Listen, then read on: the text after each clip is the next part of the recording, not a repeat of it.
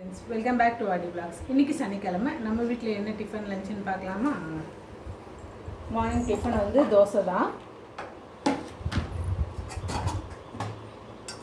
அது லஞ்ச் வந்து சுட சுட சாதம்,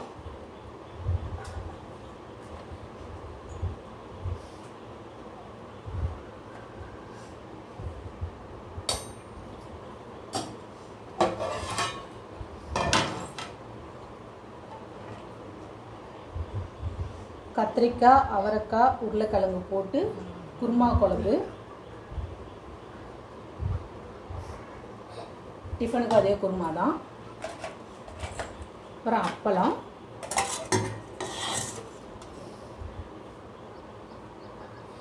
கோஸ் பொரியல்,